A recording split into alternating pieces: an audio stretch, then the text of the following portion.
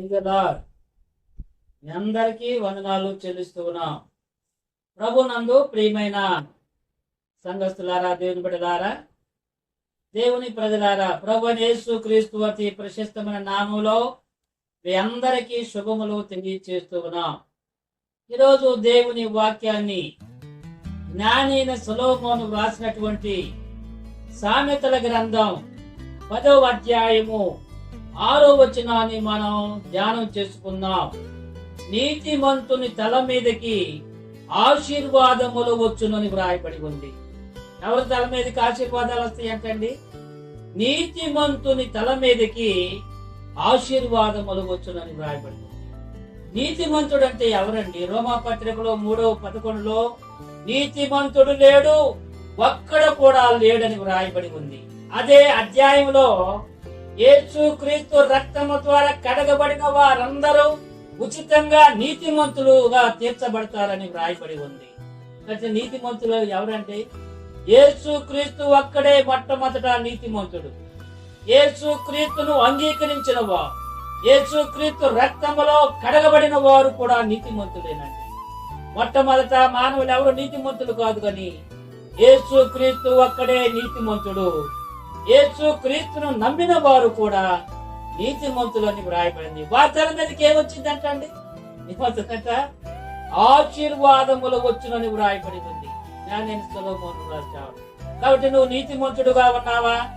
యేసు క్రీస్తును అంగీకరించావా? యేసు క్రీస్తు రక్తములో కడగబడి ఉన్నావా? బాప్తిస్మం తీసుకున్నావా? యేసు క్రీస్తును అంగీకరించాలి, అప్పుడు నీతిమంతులు అవుతావు. అప్పుడు వారి తల మీదకి ఆశీర్వాదములు వస్తాయండి.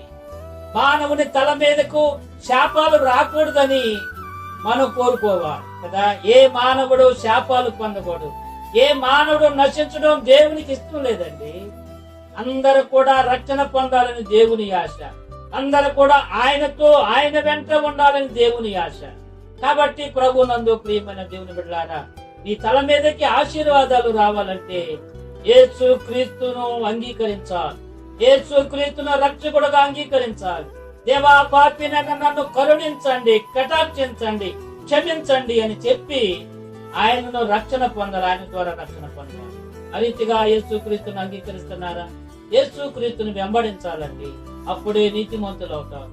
వారి తల మీదకి మాత్రమే ఆశీర్వాదాలు వస్తాయి, లేకపోతే శాపాలు వస్తాయండి. శాపాలు వస్తాయి. అలాంటి శాపాలు పొందకుండా ఉండాలంటే యేసు క్రీస్తును సొంత రక్షకుడుగా అంగీకరించి ఆశీర్వాదాలు, మేలులు పొందాలని ప్రభు పేట తెలియచేస్తూ ఈ యొక్క వాక్య భాగాన్ని ముగిస్తుంది. దేవుడి మాటను మన ఇంట్లో దీవించి ఆశీర్వదించును గాక. ప్రార్థన చేసుకుందాం. అందరి కొరకు ప్రార్థన చేస్తాం.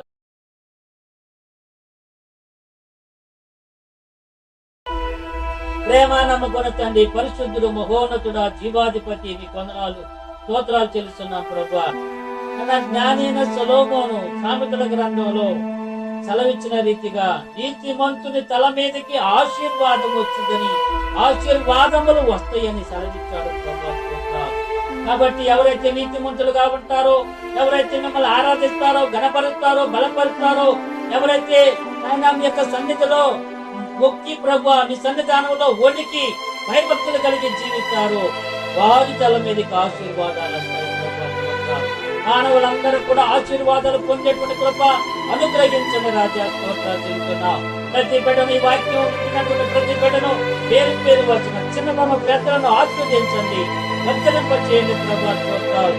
వారు కూడా మిమ్మల్ని అంగీకరించి నీతిమంతులుగా తీర్చబడి ఆయన ఆశీర్వాదాలు పొందేటువంటి కృప దయచేయండి ప్రభా. స్తోత్రాలు చెల్లిస్తున్నాం. వారి సమస్యల్లో తోడుగా ఉండండి, సమస్యల్లో సమాధానం దయచేయండి.